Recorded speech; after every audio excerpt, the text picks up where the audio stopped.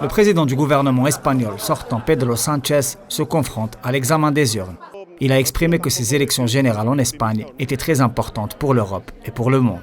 Le taux de participation tendanciellement plus élevé que celui des élections de 2019 indique un regain d'intérêt citoyen pour ce scrutin aux enjeux cruciaux. Beaucoup d'observateurs estiment que le Parti populaire dirigé par Alberto Núñez Feijóo devrait remporter ces élections législatives.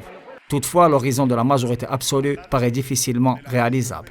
Pour rappel, le PP centre-droit est lié par un pacte électoral avec la composition d'extrême droite souverainiste du courant espagnoliste Vox. Une coalition conservatrice est donc pressentie pour le prochain gouvernement à Madrid.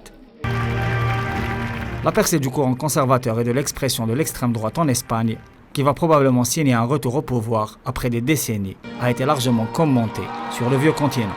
Pour rappel, l'Espagne préside l'Union européenne depuis le début de ce mois.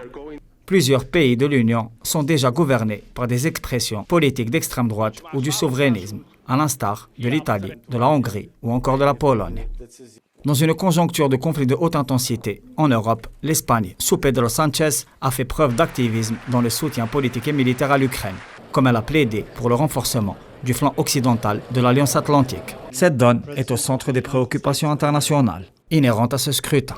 La relation avec la région latino-américaine et caribéenne est également questionnée, notamment après le dernier sommet CELAC-Union européenne. Mais l'un des grands enjeux diplomatiques est probablement la relation avec la rive sud de la Méditerranée. L'opposition espagnole a fortement critiqué le rapprochement de Sánchez avec le régime marocain et le renoncement de Madrid à sa responsabilité historique dans la tâche de décolonisation du Sahara occidental.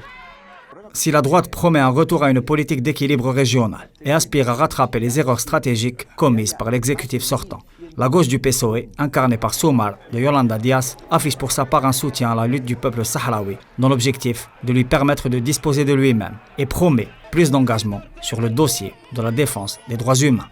La question stratégique de l'espace aérien et maritime entre les îles Canaries et le Sahara occidental occupé et celle des zones de pêche continue de soulever un débat profond et clivant.